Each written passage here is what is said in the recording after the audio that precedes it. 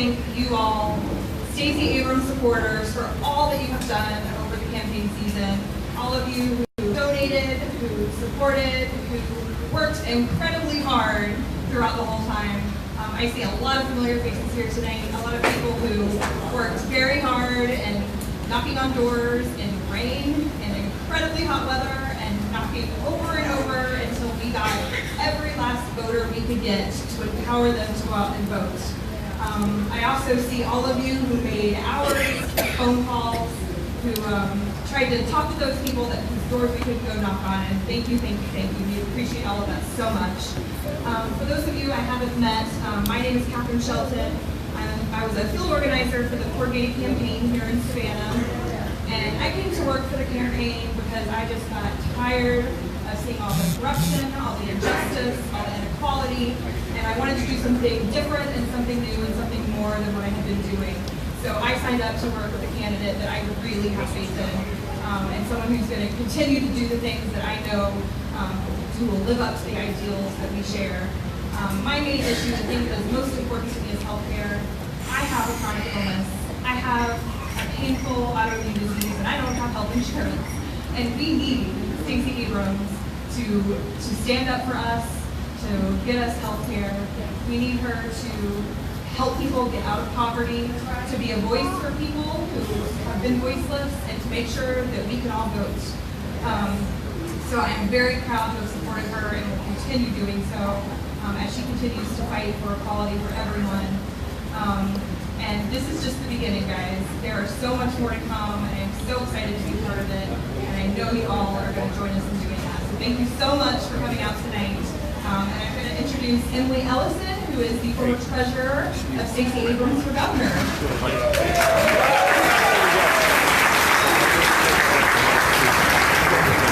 Good afternoon, everyone. Thank you so much for turning out.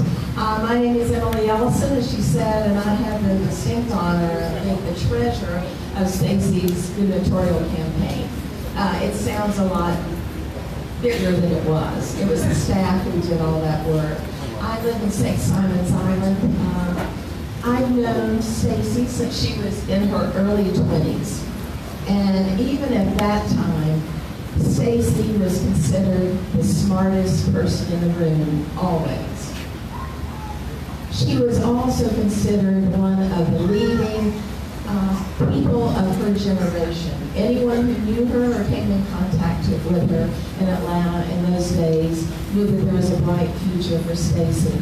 Well, fast forward 2 decades, and we all know that Stacey is still the smartest person in the room.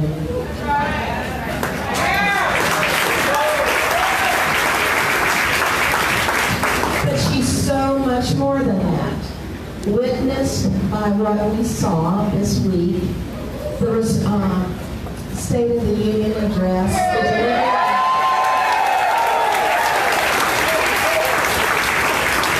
And the woman who gave the response to that address. We in the newscast. I don't think the contrast could have been more stunning. So Stacey, we all saw on Tuesday, was really. She showed what an orator she is. Okay, dude. But she also showed warmth and kindness, that she's caring, that she's always going to tell us the truth, that she has integrity, and she's human and she's one of us. All her life, Stacey Abrams has been stacking up successes and achievements. It began when she was in high school and was the valedictorian. She went on to get honors at Spelman College, University of Texas, a law degree from Yale University. She had a pivotal role in the mayor's office of the city of Atlanta when she was still only in her 20s. She went on to become a member of the Georgia legislature and the first African-American woman and the youngest person to ever be the minority leader of the General Assembly.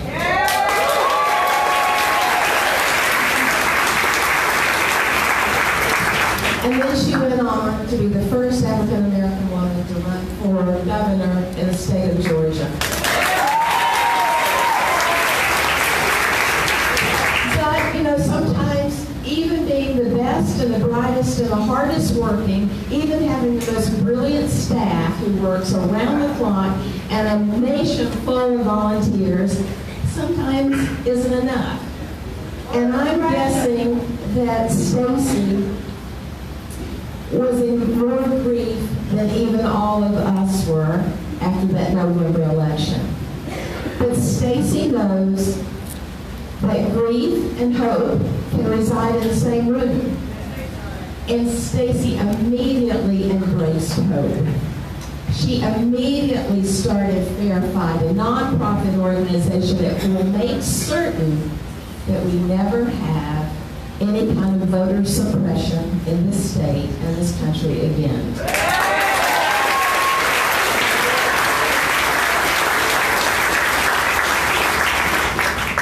That's right. It may take the United States some time to move on from the atmosphere in which we've all been living, but we will move on, I am certain of that, because we have Stacey Abrams. She's on this thank you tour this month. She's going around thanking all of you, people like you, and thousands more who worked for nearly 2 years to make sure her name was on the ballot for governor. She's thanking the thousands and thousands who stood in line for hours on a cold November day, even when they were told to go to other precincts. Some of them walked, some ran, some drove their cars, some took buses to precinct after precinct because there was some discrepancy sometimes in their name and how it was listed in the voter list. Or sometimes it was because there weren't enough machines at the precincts, or sometimes the precincts hadn't even opened. But she stayed through there, and so did all of you. So she is here to thank you, to show her gratitude for what you did for her and for the state. But we're also here to thank her, right?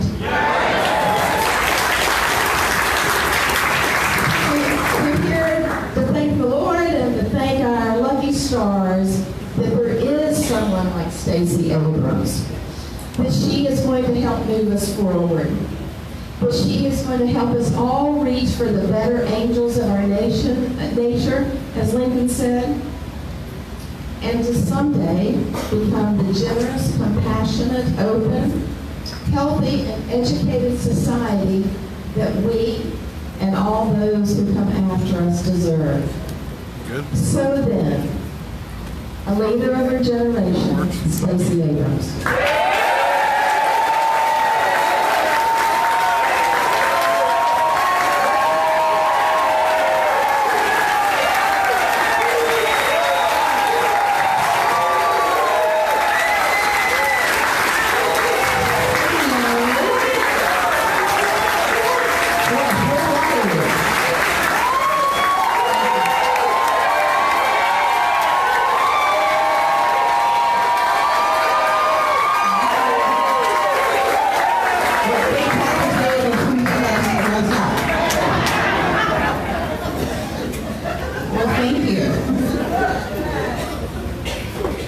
So my name is Stacey Abrams,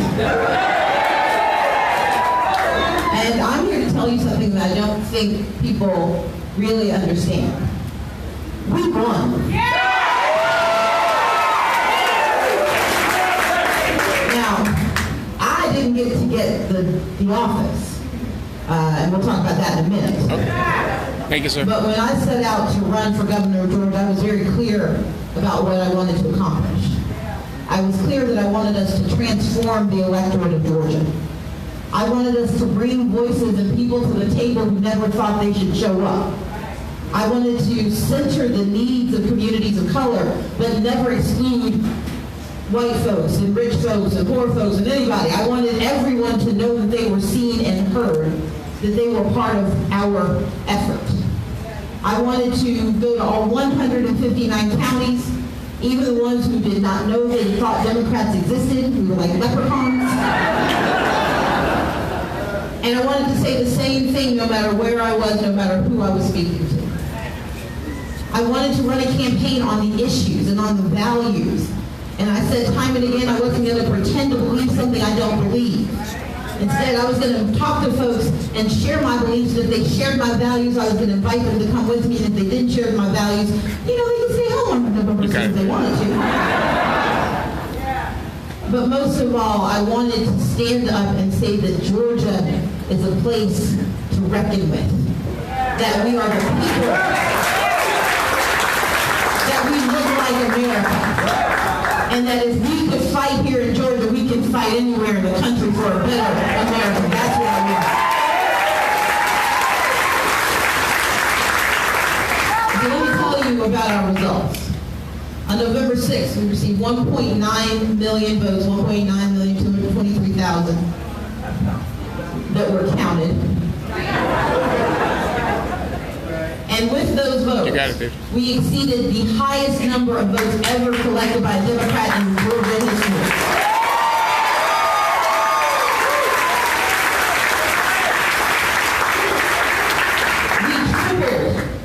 We tripled the voters from the Latino community in the state of Georgia.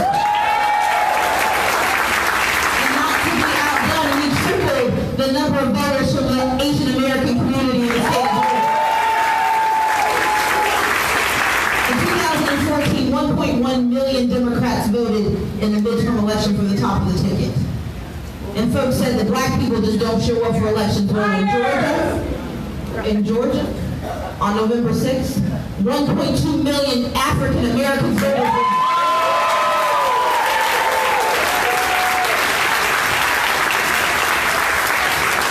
And the argument was that if I could achieve those numbers, I would inherently have to lose access to white voters. Well, in 2004, John Kerry received 23% of the white vote. In 2008, Barack Obama got 23% of the white vote. In 2016, Hillary Clinton got 21% of the white vote. A few folks got confused and voted third party. On November 6th, I got 25% of the white vote.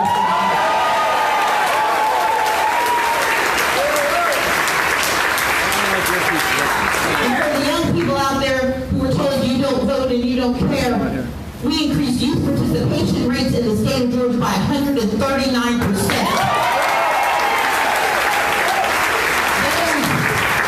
Those are the facts.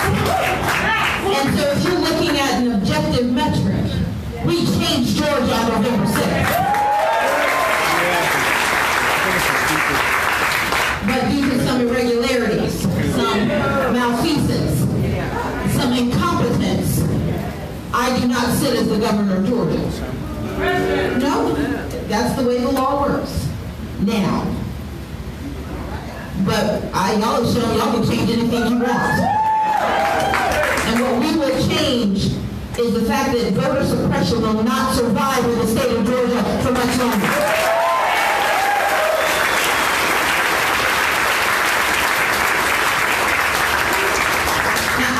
The macro numbers, but I want to tell you why I'm specifically here in the coastal area to say thank you. Because you're thank you.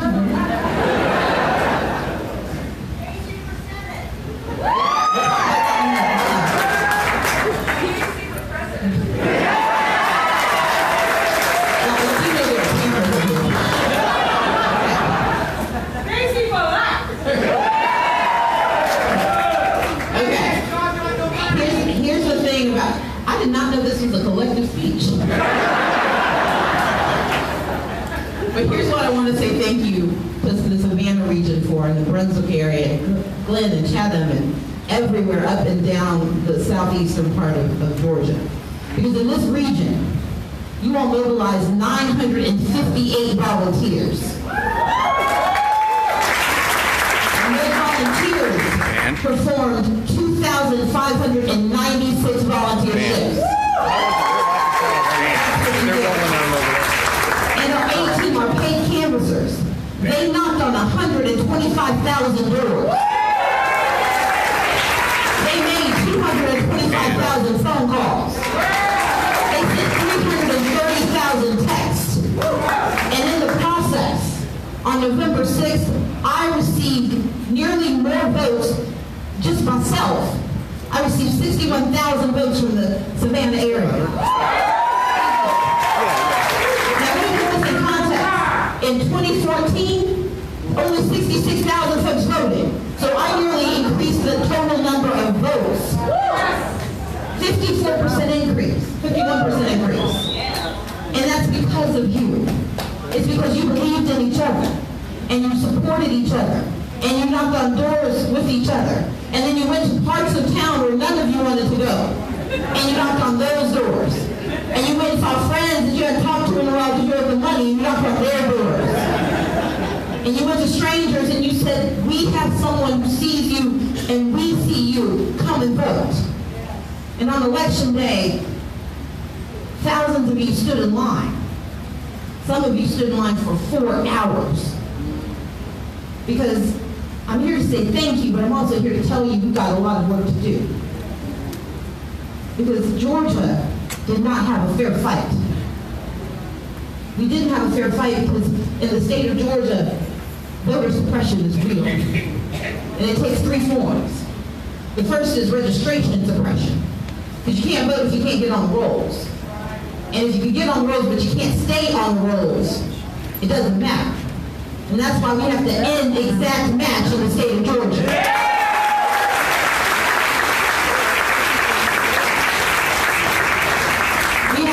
Use it or lose it. I live in a country that does not have mandatory voting, so why can I lose my right to vote because I choose not to use it? That's not right. And we had too many voters who used their right to vote in the last election but magically disappeared when they came to the polls. Because if we can't register and stay on the rolls, then we can't vote. But then the second problem is a problem of having access to the ballot. We know thousands of Georgians dutifully applied for absentee ballots because Georgia has some of the best absentee ballot laws in the nation. But if you have someone incompetent leading the process, then those ballots don't show up. And we had thousands of Georgians who did not have access to the ballots they were entitled to. And if they got them and turned them in, if they lived in the wrong county, their ballots got discounted. We had folks who showed up to the polling place they've been going to all their lives only to find out they got shut down and was now miles away and they didn't have a car and there was no bus. If you can't get to your place to vote and no one gave you good notice about where you needed to be, then you don't have the right to vote in the state of Georgia. Registration, ballot access, and then counting every ballot. We had to file 4 different federal lawsuits between November 6th and November 16th to force the Secretary of State to do his job. That's right. And we won 3 of those outright, and we got a partial remedy on the 4th. It should not take a federal court to enforce a constitutional right. That's the problem.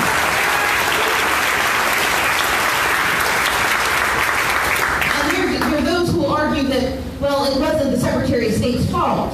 It's the county's fault. It's the local community's fault. Well, if you hire a CEO, you don't get to be exempted when things are bad but take credit when things are good. And if you don't give enough resources and enough training and enough support to the local offices for your job, if votes can't be counted, then the person in charge of the electoral process did not do his job. Now we've got a new Secretary of State and I want us to help him do his job. We're going to ask the court to help him do his job. And we've got a governor who needs to be told he's going to have to do his job if he wants to do his job.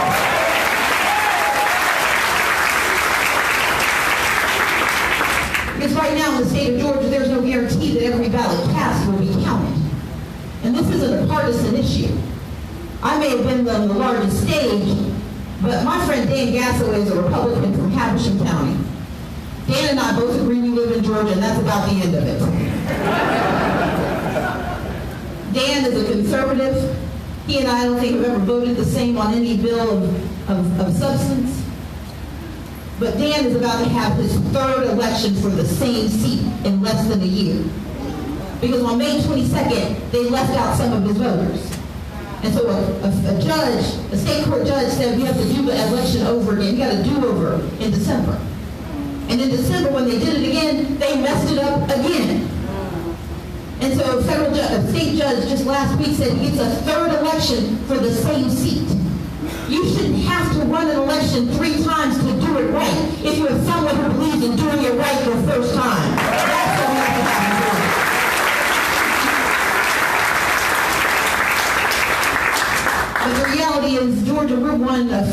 States.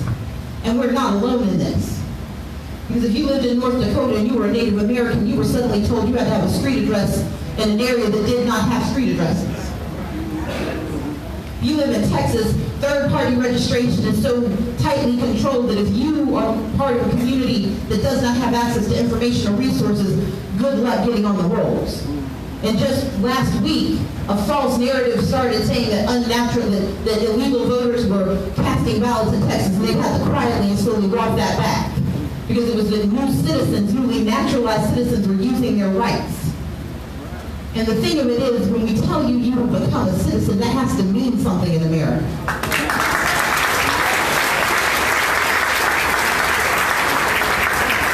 And so, as Emily pointed out, I'm not good at whining, and I'm not very good at wallowing. I was sad. Way out of the way.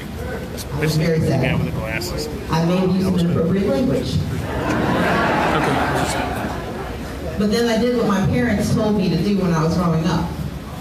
It said you can't always get over everything, but you can get past it.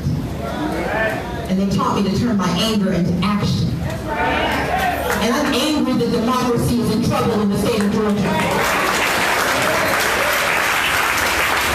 I'm angry that young people who got energized and turned out got turned away. I'm angry that people we promised if you show up and you show out, we'll show everyone. And they had to stand in line for 4 hours and still not be able to cast a vote.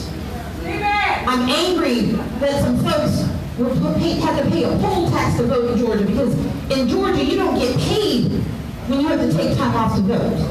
And if you're a shift worker who has to stand in line for 4 hours, that's half the day's pay. You should not forfeit half the day's pay to exercise a constitutional right. And I'm angry about that.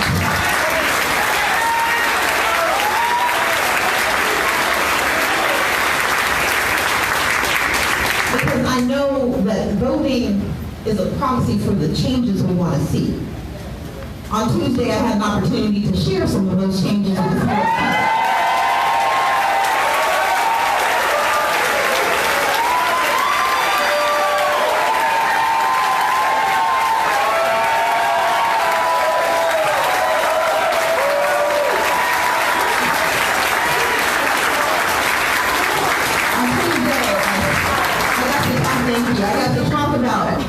A vision for America, one that is united by a common purpose, by what I like to call the uncommon grace of community.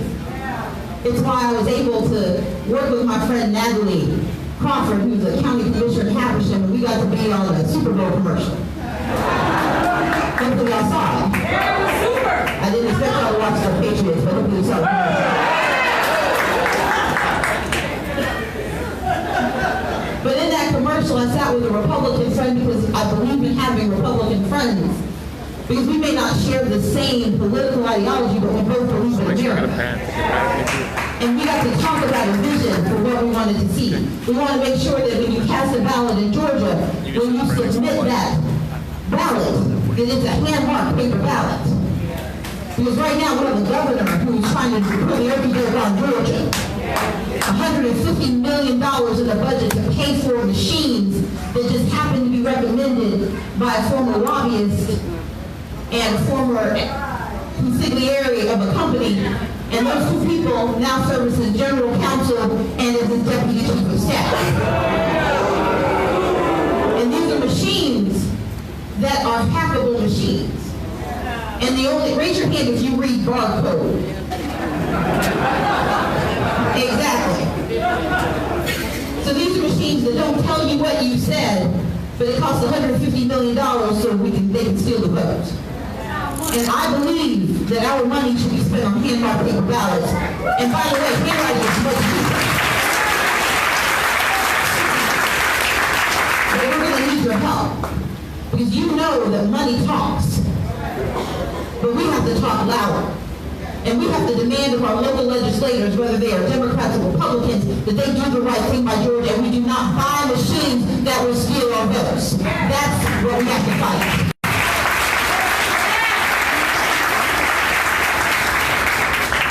But we also have to fight for Medicaid expansion in the state of Georgia.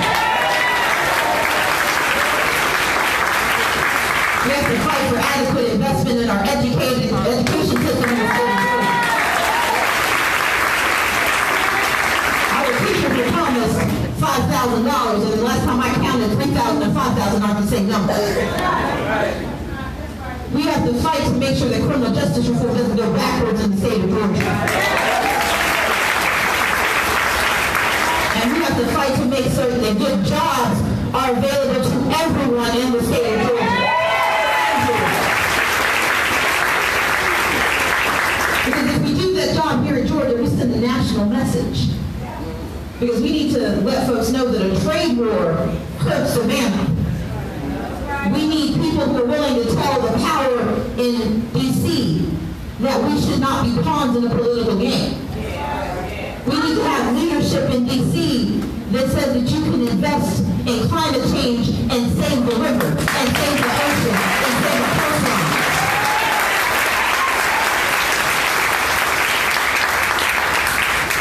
And I believe that with a fair fight, we can get all those things done. We know it's happening because we just had a congressman who resigned after he didn't resign. He's declined to run again after 5 terms because he saw what happened in Georgia. And he's decided he'd rather watch than play. And I invite the rest of his colleagues to join him.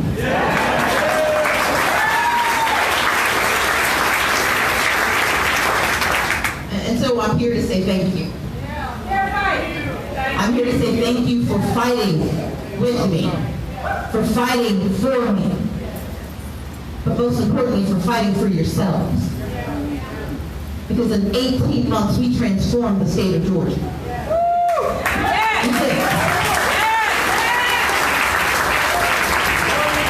We may not have won the prize, but we made certain that they know who we are and where we are and whose we are.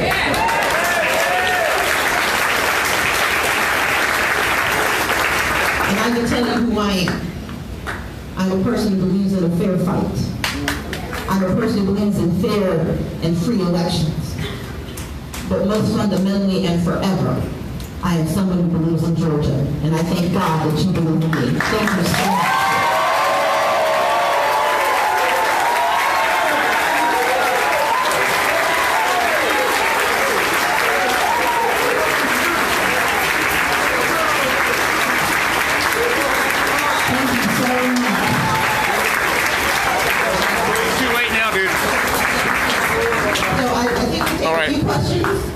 She's going to do a few questions and then we're going to move. If you have none, then I'm going to move. What am I doing next? I don't know.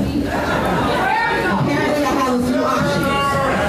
But here's the thing. I do not know what I'm going to do next. I am going to run for office again. Absolutely. I don't believe in running for office just because there's something available. And I believe that the policies that I want to see, the work that needs to be done, requires good people to run for office. My responsibility is to run for the right office, to be the right person, and for it to be the right time. And so I'm thinking about what that means, and by the end of March, I will know what I'm going to do, and I promise y'all will be the first to know. Yes, ma'am.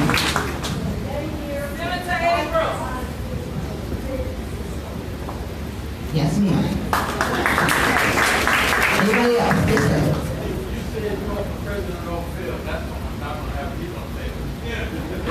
No, we're going to be there.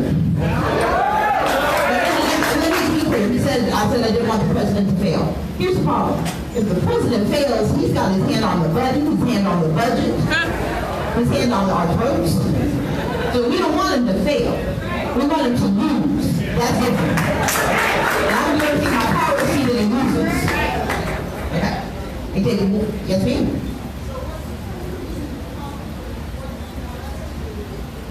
Okay, just check with me because we're Well, probably to skedaddle. Answer that question. Give me one more Okay, second. just give me a heads up because I might be breaking.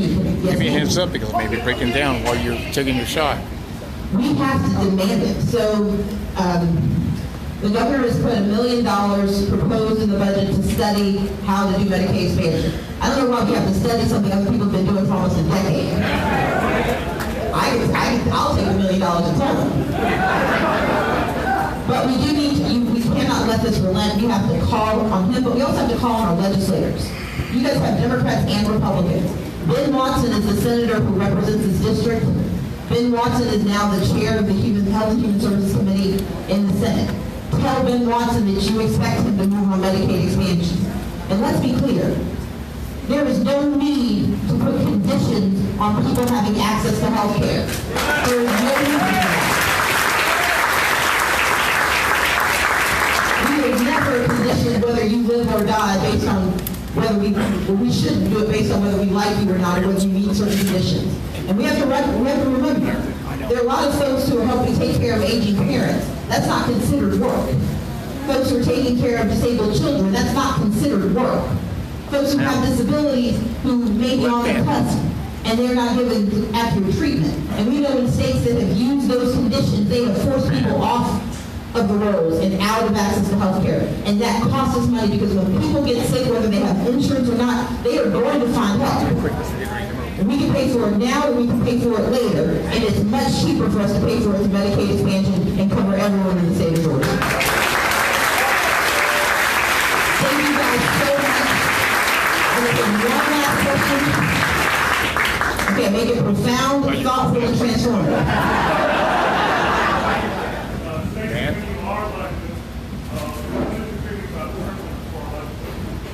So what's the question is, how do I feel about term limits? You know, most statewide offices do not tend to have term limits except for governor, and I think that's appropriate. I believe term limits are called elections, and I think that makes sense. I think that we sometimes have some really good people who do extraordinary things, and we want them to keep serving as long as they are doing their jobs. I think there are some who do not do their jobs and need to be removed.